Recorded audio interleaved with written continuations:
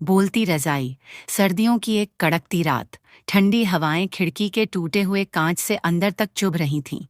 एक पुराने जर्जर से कमरे के कोने में दो अनाथ भाई, रघु बड़ा भाई उम्र 12 वर्ष और छोटू छोटा भाई उम्र 8 वर्ष, एक फटी पुरानी रजाई के नीचे सिकुड़ कर बैठे थे।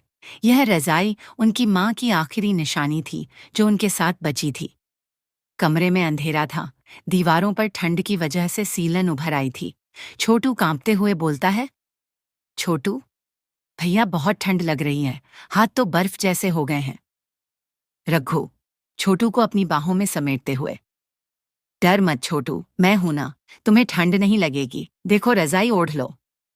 छोटू भैया आप भी तो ठंड में हो, आप ओढ़ लो ना। रघु मुस्कुराकर, अरे मुझे तो बिल्कुल ठंड नहीं लग रही, तुम बस आराम से सो जाओ। दोनों एक दूसरे को दिलासा देते हुए ठंड से लड़ रहे थे। उनके पास खाने को कुछ नहीं था, न कोई गर्म कपड़े, बस वह एक फटी पुरानी रजाई ही उनकी उम्मीद थी। अगले दिन उनके दरवाजे पर एक आदमी आकर खड़ा होता है। यह उनका कर्जदार था। उसने उनके पिता को कुछ पैसे उधार दिए थे जो वे लौटा नहीं पाए। कर्जदार, सुन रघु, मुझे मेरे पैसे चाहिए।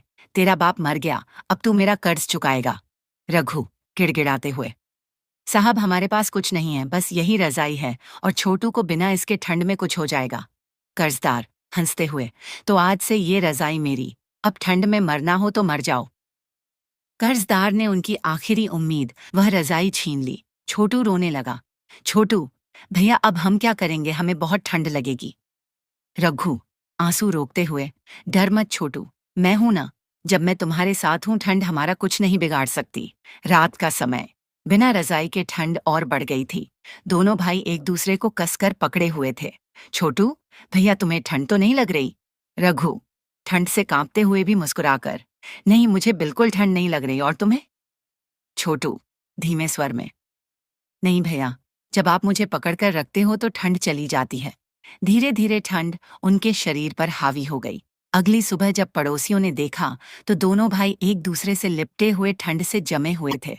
उनके चेहरे पर दर्द नहीं, बल्कि एक अजीब सी शांति थी, जैसे वे एक दूसरे का सहारा बनकर ही इस दुनिया को अलविदा कह गए हों। कर्जदार, जिसने उनकी रजाई छीनी थी, उस रजाई का इस्तेमाल करने की कोशिश करता है, लेकिन हर रात उसे उसमें से बच्चों की आवाजें सुनाई देती। छोटू की आवाज, भैया तुम्हें ठंड तो नहीं लग रही। रघु की आवाज, नहीं छोटू, जब तुम मेरे साथ हो तो ठंड नहीं लगती। कर्जदार डर के मारे रातों को सो नहीं पाता।